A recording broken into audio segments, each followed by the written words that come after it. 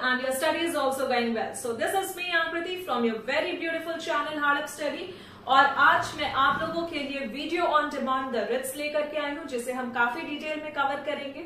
बहुत सारे स्टूडेंट्स के कमेंट आ रहे थे कि मैम आपने जुडिशियरी चैप्टर के अंदर द रिट्स को कवर नहीं किया। सो स्टूडेंट्स, आज ये वीडियो आप लोगों के लिए है। हम आज अपने इस वीडियो द रिट्स के अंदर पढ़ने वाले हैं कि एक्चुअली रिट्स क्या होते हैं, इन्हें इशू कौन करते हैं, क्यों इशू किए जाते हैं और ये रिट्स एक्चुअली कितने टाइप के होते हैं। तो ये सब कुछ हम आज अपने इस वीडियो में डिस्कस करेंगे। तो चलिए बिना टाइम को गवाए हम अपने आज के वीडियो को शुरू करते हैं और सीखते हैं द रिट्स।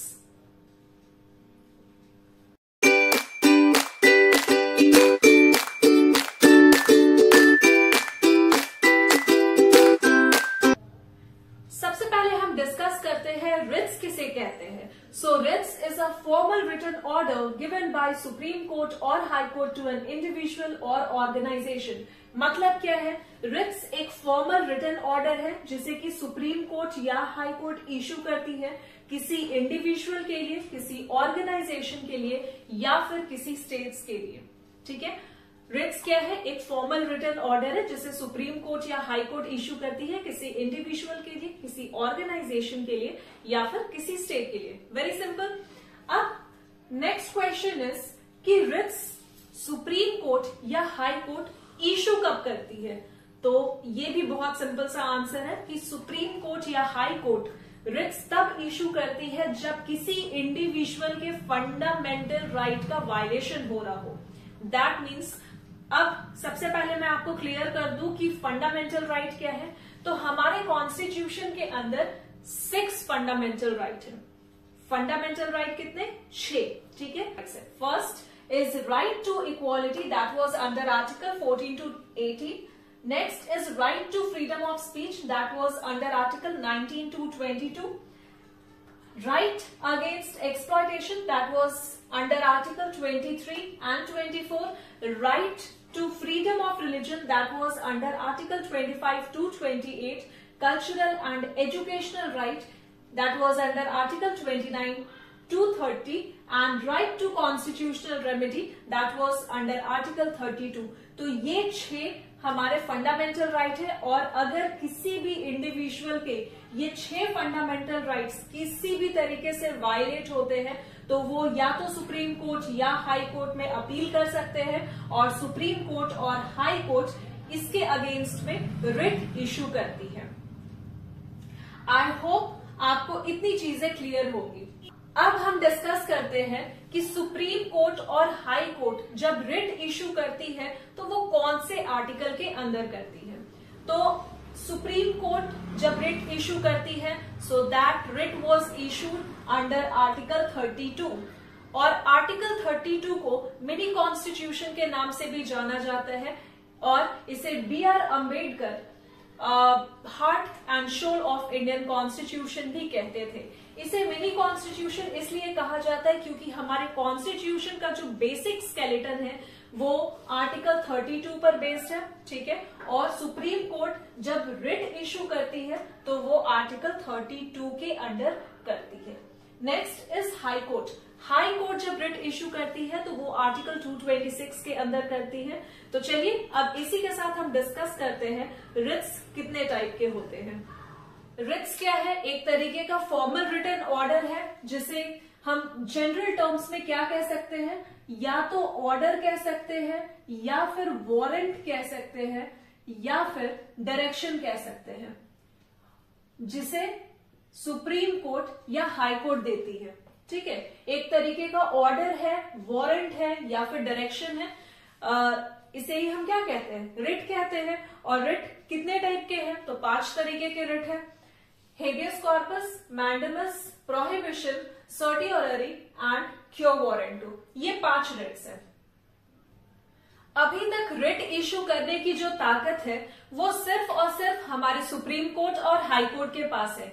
लेकिन अगर पार्लियामेंट चाहे तो रिट इशू करने की ऑर्डर लोअर कोर्ट को भी दे सकती है under article 32 of the Indian constitution. 1950 से पहले सिर्फ 3 high courts Bombay high court, Calcutta high court and Madras high court. सिर्फ इन 3 हाई कोर्ट्स के पास रिट ज्यूरिसडिक्शन की पावर थी। लेकिन आर्टिकल 226 के आने के बाद आर्टिकल 226 कहती है कि इंडिया के अंदर जितने भी हाई कोर्ट्स हैं सबके पास रिट ज्यूरिसडिक्शन के पावर होंगे। और ये चीज कहां मेंशन है? तो आर्टिकल 226 के अंदर मेंशन है। अब हम समझ लेते हैं कि सुप्रीम कोर्ट और हाई कोर्ट के जो रिट ज्यूरिसडिक्शन पावर है वो एक दूसरे से कैसे अलग है। तो जो सुप्रीम कोर्ट है वो रिट इशू करती है just to enforce the fundamental right, मतलब फंडामेंटल राइट को इन्फोर्स करने के लिए सुप्रीम कोर्ट रिट इशू करती है। वही हाई कोर्ट रिट इशू करती है for enforcement of fundamental right as well as for other purpose also. अब इसका क्या मतलब है कि अदर पर्पस? दैट मीन्स कि हाई कोर्ट फंडामेंटल राइट को इन्फोर्स करवाने के लिए तो रिट इशू करेगी ही, और उसके साथ साथ जितने भी ओरिजिनल लीगल राइट्स है उसको भी इन्फोर्स करवाती है हाई कोर्ट। तो इस एस्पेक्ट में अगर हम जब देखें तो सुप्रीम कोर्ट से ज्यादा वाइडर पर्सपेक्टिव किसकी है? हाई कोर्ट की है। दैट मीन्स हाई कोर्ट के पास इस मामले में थोड़े ज्यादा पावर है सुप्रीम कोर्ट के कंपैरिजन में। हमारा फर्स्ट रिट है हेबियस कॉर्पस। हेबियस कॉर्पस में जो कोर्ट होती है वो पब्लिक अथॉरिटी से कहती है कि आप जिस भी इंडिविजुअल को डिटेन करके रखे हो उसे कोर्ट के सामने पेश करो। ठीक है, मतलब फिजिकली उसको कोर्ट के सामने लेकर के आओ। अब आप एक बार इस डेफिनेशन को देखो। Habeas corpus means to have the body of, मतलब कोर्ट क्या कहती है? उसके बॉडी को लेकर के आओ। And the court can cause any person who has been detained to be physically brought before the court. Clear है स्टेटमेंट? सेकेंड पॉइंट में है court examine the reason of his detention and if there is no legal justification of his detention he can be set free. अब अगर court के सामने जिस भी individual को पब्लिक अथॉरिटी लेकर के आती है, जिसे वो डिटेन करके रखी है, जिसे वो अरेस्ट करके रखी है, उसके बाद क्या करेगी? जो कोर्ट होगी उसके डिटेंशन के रीजन को एग्जामिन करेगी। दैट मीन्स आखिर पब्लिक अथॉरिटी पुलिस उसको अरेस्ट क्यों करके रखी है, इसके रीजन को क्या करेगी? एग्जामिन करेगी। और जब कोर्ट को लगेगा कि नहीं, कोई भी लीगल जस्टिफिकेशन नहीं है, पुलिस अपने पावर के दम पर उस इंडिविजुअल को अरेस्ट करके रखी है, तो इस केस में क्या होगा? डिटेंशन जो होगा उसका इलीगल होगा, है ना, अनकॉन्स्टिट्यूशनल होगा। तो इस सिचुएशन में कोर्ट उस डिटेनी को फ्री करता है। ठीक है, अभी हम डिस्कस कर लेते हैं कि जो हेबियस कॉर्पस का रिट है ये कौन कौन से सिचुएशन में जो हमारी सुप्रीम कोर्ट है या जो हाई कोर्ट है ये इशू करती है। When a person is arrested without any violation of law, अगर कोई इंडिविजुअल है जो किसी भी तरीके से लॉ को वायलेट नहीं किए हैं और उसके बावजूद उसका अरेस्टिंग होता है और उसको डिटेन करके रखा जाता है, ठीक है, पुलिस स्टेशन में, तो इस केस में हाई कोर्ट क्या करती है? रिट इशू करती है हेबियस कॉर्पस। ठीक है, second case is when a person is arrested under a law which is unconstitutional. अगर किसी इंसान को पुलिस अनकॉन्स्टिट्यूशनल तरीके से अरेस्ट करके रखती है तो इस केस में भी हेबियस कॉर्पस का रिट इशू होता है। Third case is when the detention is done to harm the person. अगर किसी पर्सन को हार्म करने की इंटेंशन से डिटेन करके रखा जा रहा हो तो इस केस में भी जो हाई कोर्ट है या जो सुप्रीम कोर्ट है ये हेबियस कॉर्पस का रिट इशू करती है। एक जनरल रूल है कि पेटिशन सिर्फ जिसे डिटेन करके रखा गया है, जिसे अरेस्ट करके रखा गया है, सिर्फ उसके पास राइट होता है पेटिशन फाइल करने का। बट हमारा जो हेबियस कॉर्पस का रूल है ये थोड़ा स्पेशल है। क्यों स्पेशल है? क्योंकि यहां पर में जिसे डिटेन करके रखा गया है वो तो पेटिशन फाइल करते ही है और उसके साथ साथ उसके बिहाफ में उसके जो रिलेटिव है या फिर उसके जो फ्रेंड्स है या फैमिली मेंबर है, किसी के पास भी ये राइट है कि वो उसके बिहाफ में पेटिशन फाइल कर सकते हैं अगर उसके फंडामेंटल राइट किसी भी तरीके से इन्फ्रिंज हुए। मतलब उसके फंडामेंटल राइट अगर किसी भी तरीके से वायलेट हुए हैं तो उसके जो फ्रेंड्स है, उसके जो रिलेटिव है, अगर वो जिसे डिटेन करके रखा गया है वो अगर पेटिशन फाइल नहीं कर पा रहे तो उसके बिहाफ में कोई भी पेटिशन फाइल करवा सकते हैं। आप एक बार इस स्टेटमेंट को पढ़ें।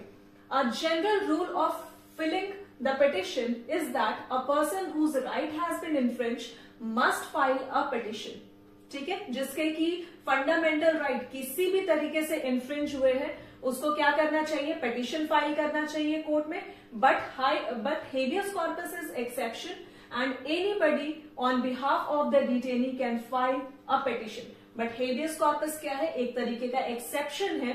क्यों एक्सेप्शन है, क्योंकि यहां पर में कोई भी उस डिटेनी के बिहाफ में पिटीशन फाइल कर सकते हैं. And this writ can be issued against both the public authority and individual. That means ये जो habeas corpus का writ है, ये पब्लिक अथॉरिटी के लिए भी इशू किए जाते हैं और किसी इंडिविजुअल के लिए भी इशू किए जाते हैं. तो इसी के साथ हम बढ़ते हैं अब अपने नेक्स्ट writ की तरफ. Our next writ is mandamus. Mandamus means we command. This writ is a command issued by court to public official, public body, corporation or government asking them to perform their duties which they have refused to perform. यहाँ पर मैं mandamus जो ये writ है, actually ये क्या करती है, कमांड करती है. मतलब जो सुप्रीम कोर्ट होती है या जो हाई कोर्ट होती है, यहाँ पर में ऑर्डर करती है, कमांड करती है. किसे कमांड करती है, तो पब्लिक ऑफिशियल्स को, पब्लिक बॉडी को, कॉर्पोरेशन को या फिर गवर्नमेंट को. क्यों कमांड करती है, किस चीज के लिए कमांड करती है, तो जब ये पब्लिक ऑफिशियल्स अपनी ड्यूटी सही तरीके से नहीं कर रहे होते हैं, तो जो सुप्रीम कोर्ट है या जो हाई कोर्ट है, ये रिट इशू करती है. इस रिट को हम वेकनिंग कॉल भी कहते हैं. And it awakes the sleeping authorities to perform their duties. इस रिट को हम क्या कहते हैं, अवेकनिंग कॉल कहते हैं. दैट मीन्स जो स्लीपिंग अथॉरिटी है उनको उठाने के लिए, उनको जगाने के लिए ये जो रिट है मैंडेमस का, इसे सुप्रीम कोर्ट या हाई कोर्ट इशू करती है. हाई कोर्ट जब ये रिट इशू करती है तो ऑब्वियस सा बात है, ये अपने स्टेट गवर्नमेंट्स के लिए कर रही है या फिर स्टेट कॉर्पोरेशन या पब्लिक बॉडीज के लिए कर रही है, पब्लिक अथॉरिटी के लिए कर रही है, पब्लिक ऑफिशियल्स के लिए कर रही है. वही अगर ये मैंडेमस का रिट सुप्रीम कोर्ट इशू कर रही है तो ये सेंट्रल गवर्नमेंट के लिए कर रही है या फिर जो कॉर्पोरेशन है, पब्लिक ऑफिशियल है, पब्लिक अथॉरिटी है, उनके लिए कर रही है. अब हम समझ लेते हैं ये मैंडेमस का रिट किस किस सिचुएशन में, मतलब कब, किन के अगेंस्ट में इशू नहीं होते हैं. तो mandamus writ can not be issued against private individual और प्राइवेट बॉडी. ये जो मैंडेमस का रिट है, ये किसी प्राइवेट इंडिविजुअल या प्राइवेट बॉडी के लिए कभी इशू नहीं किए जाएंगे. किसी प्रेसिडेंट के लिए या फिर किसी स्टेट के गवर्नर के लिए भी ये मैंडेमस का रिट इशू नहीं होता है. Third is against working chief justice of India.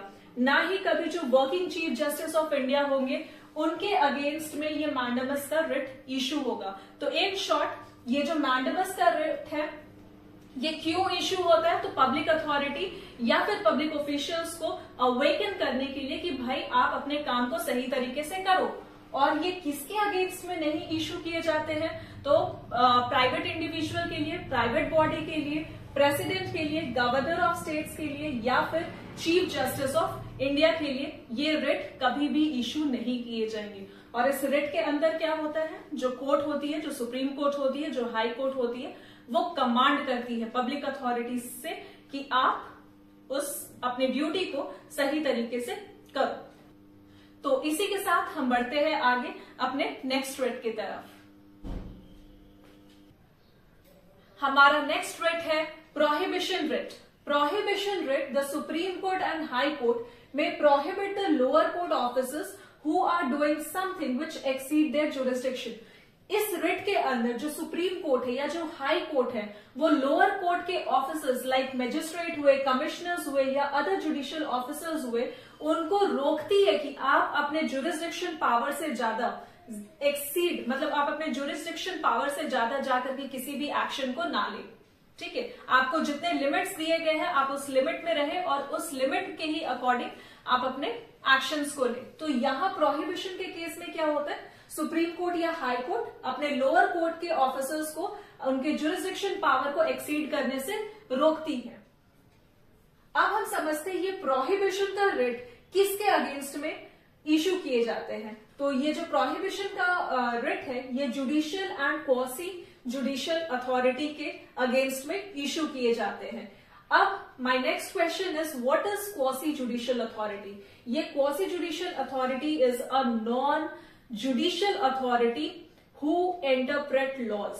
ठीक है। क्वासी जुडिशियल अथॉरिटी क्या है? एक नॉन जुडिशियल अथॉरिटी है जो लॉज को इंटरप्रेट करती है। इसके एग्जाम्पल क्या हो सकते हैं? नेशनल ह्यूमन राइट कमीशन या फिर कॉम्पिटिशन कमीशन ऑफ इंडिया, जो कॉम्पिटिशन एग्जाम्स के लिए जो लॉज बनाती है। इससे हम लोग सब फेमिलियर है। तो अब हम समझ लेते हैं ये प्रोहिबिशन का जो रिट है किसके अगेंस्ट में इशू नहीं किए जाते हैं। तो ये प्रोहिबिशन का जो रिट है ये किसके अगेंस्ट में नहीं इशू किए जाते हैं? तो एडमिनिस्ट्रेटिव बॉडी, लेजिस्लेटिव बॉडी या फिर किसी प्राइवेट बॉडीज के अगेंस्ट में ये जो प्रोहिबिशन का रिट है ये इशू नहीं किए जाते हैं। इसी के साथ बढ़ते हैं अपने नेक्स्ट रिट की तरफ। हमारा नेक्स्ट रिट है certiorari. Certiorari means to certify. It is used by the higher court to lower court either to transfer a pending case or squash it order. ये सर्टियररी का जो रिट होता है बेसिकली ये जजमेंट्स को करेक्ट करने के लिए इशू किए जाते हैं। दैट मीन्स टू सर्टिफाई करने के लिए कि जो कोर्ट अपने हियरिंग दे रही है किसी भी केस के ऊपर, क्या वो सर्टिफाइड है, क्या वो सही हियरिंग दे रही है या नहीं, ये सर्टियररी का रिट तब इशू किया जाता है। ठीक है। और ये जो रिट है सर्टियररी का, ये जो हायर कोर्ट होते हैं वो लोअर कोर्ट को इशू करते हैं। ठीक है। कहने का मतलब है कि अगर मान लेते हैं कि सुप्रीम कोर्ट में सुप्रीम कोर्ट सर्टियररी का रिट इशू कर रही है, तो ऑब्वियस सा बात है सुप्रीम कोर्ट किसको रिट इशू करेगी? सर्टियररी का। अपने lower court that means high court को इशू करेगी। और हाई कोर्ट में कोई एक केस है जो काफी टाइम से पेंडिंग है, ठीक है, और उस काफी टाइम से पेंडिंग है, तो सुप्रीम कोर्ट क्या कहेगी कि आप इतने टाइम से ये केस को पेंडिंग रखे हो, ये आपसे नहीं हो पाएगा, आप क्या करो ये केस को सुप्रीम कोर्ट की तरफ ट्रांसफर करो। फिर सुप्रीम कोर्ट उस केस को एग्जामिन करेगी, अपनी जो जजमेंट्स होगी उस केस पे देगी। तो इस तरीके का जो केसेस होता है ये सर्टियररी का रिट के बेसिस पे इशू किए जाते हैं। मतलब अगर इस तरीके का केस हो तो सर्टियररी का जो रिट है वो इशू होता है। या फिर बहुत बार क्या होता है कि किसी एक केस पर मान लेते हैं कि लोअर कोर्ट किसी तरीके का जजमेंट दे रहे हैं, ठीक है, कि कोई एक केस है और उस पर लोअर कोर्ट जजमेंट दे रहे हैं और वो जजमेंट से जो हाई कोर्ट है वो नाखुश है, तो उस जजमेंट को हाई कोर्ट क्या करेगी? स्क्वैश कर देगी, स्टॉप कर देगी कि ये जो केस का हियरिंग हुआ ये सही तरीके से नहीं हुआ है। तो इस केस में क्या होता है कि जो हाई कोर्ट के पास केस पड़ी, जो लोअर कोर्ट के पास जो केस पड़ी हुई है जिसपे वो अपना हियरिंग दे चुका है, तो वो केस अब कहाँ जाएगा? शिफ्ट होकर के कहाँ जाएगा? वो ट्रांसफर हो करके तो हाई कोर्ट के पास जाएगा और हाई कोर्ट उसको दोबारा से रिव्यू करेगी और उस पर अपना जजमेंट देगी। तो ऐसे सिचुएशन में सर्टियररी का जो रिट है वो इशू किया जाता है। ठीक है। Second point is it can not be issued against legislative bodies and private individual और बॉडीज। ऑब्वियस सा बात है कि ये जो सर्टियररी का रिट है ये किसके अगेंस्ट इशू किया जा रहा है? तो जुडिशियल बॉडीज के अगेंस्ट में इशू किया जा रहा है ना। तो ये किसके अगेंस्ट में इशू नहीं किया जाएगा? तो लेजिस्लेटिव बॉडीज हो गया या फिर प्राइवेट बॉडीज हो गया, इसके अगेंस्ट में सर्टियररी का रिट इशू नहीं होता है। So our next point is certiorari will be issued for correcting jurisdiction error. तो सर्टियररी का जो रिट है ये कब इशू किए जाएंगे? जब भी किसी भी तरीके का जुरिस्डिक्शन एरर होगा, whether it is a higher court to lower court, और अगर लोअर कोर्ट में किसी भी तरीके का जुरिस्डिक्शन एरर होता है तो उसको हायर कोर्ट उसको रेक्टिफाई करती है या फिर स्क्वैश कर देती है उसके ऑर्डर को।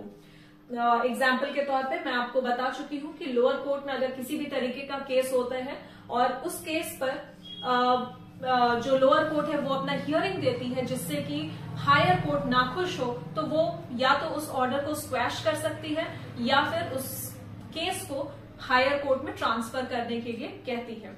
सो आई होप आपको सर्टियररी के रिट्स क्लियर होंगे। अब इसके साथ चलते हैं हम अपने next writ, last writ, that is क्यो वारंटो।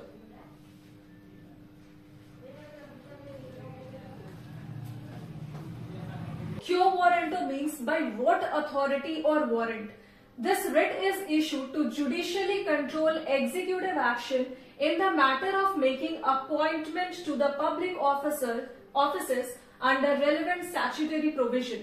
बहुत सिंपल सा इस रिट का मतलब है कि ये जो रिट है क्यो वारंटो का, ये इशू होता है तो ये क्वेश्चन करता है कि अगर आप किसी पब्लिक ऑफिस को होल्ड किए हुए हो या आपका अपॉइंटमेंट किसी पब्लिक ऑफिस के लिए हुआ हो और आप उस पोस्ट के लिए इनकम्पिटेंट हो और आप फिर भी उस पोस्ट पे बैठे हो, तो आप वहां किस अथॉरिटी से बैठे हो, ये क्यो वारंटो का रिट तब फाइल किया जाता है।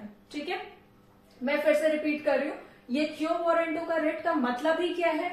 ये क्वेश्चन करता है कि अगर आप किसी पब्लिक ऑफिस के लिए अपॉइंट हुए हो और अगर आप इनकम्पिटेंट इंसान हो, मतलब आप उस पोस्ट के लिए सूटेबल नहीं हो, आपका क्वालिफिकेशन उतना नहीं है या आप किसी क्राइटेरिया को फुलफिल नहीं कर पा रहे हो और फिर भी उस पोस्ट को होल्ड करके रखे हुए हो, तो आप उस पोस्ट को किस अथॉरिटी से होल्ड किए हुए हो, ये क्वेश्चन करता है क्यो वारंटो का रिट। ठीक है, और फिर उसके खिलाफ क्या होता है, वारंट इशू किए जाते हैं।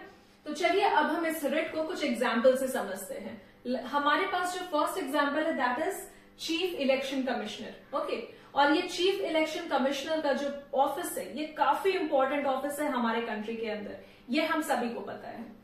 अब इस ऑफिस के अंदर किसी एक ऐसे इंसान का अपॉइंटमेंट होता है जो कि बिल्कुल भी कॉम्पिटेंट नहीं है इस ऑफिस के लिए, मतलब ही इज नॉट एलिजिबल कि वो इस इतने हाई प्रोफाइल ऑफिस को होल्ड करके रखे, बट फिर भी वो इंसान इस ऑफिस को होल्ड करके रखा हुआ है। दैट मीन्स या तो सोर्सेस के दम पे या फिर पावर के दम पे या फिर पैसे के दम पे, whatever is the reason. ठीक है, अगर वैसा कोई इंसान इस इतने इंपॉर्टेंट ऑफिस को होल्ड करके रखा हुआ है जो कि बिल्कुल भी कॉम्पिटेंट नहीं है इस ऑफिस के लिए, इस पब्लिक ऑफिस के लिए, तो ऐसे सिचुएशन में क्यो वारंटो का रिट उसके खिलाफ फाइल हो सकता है। और क्यो वारंटो का रिट उसके खिलाफ जब फाइल होगा तो क्वेश्चन होगा, भाई साहब, if you are holding this office, if you are holding this important office, so by what authority you are holding. Okay, तो ऐसे सिचुएशन में क्या रिट फाइल होंगे, तो क्यो वारंटो के रिट फाइल होंगे। हमने 5 रिट डिस्कस किया, habeas corpus, mandamus, prohibition, certiorari and quo warranto. And I hope आप सभी स्टूडेंट को ये 5 रिट बहुत अच्छे से समझ में आए होंगे। और स्टूडेंट, अगर आपको ये वीडियो अच्छे लग रहे हैं और अगर मैं आपको किसी भी तरीके से हेल्प कर पा रही हूं, तो आप इस वीडियो को मैक्सिमम लोगों के साथ शेयर करें। And if you are liking my initiative, then please do not forget to like and comment. And thank you so much for watching, guys.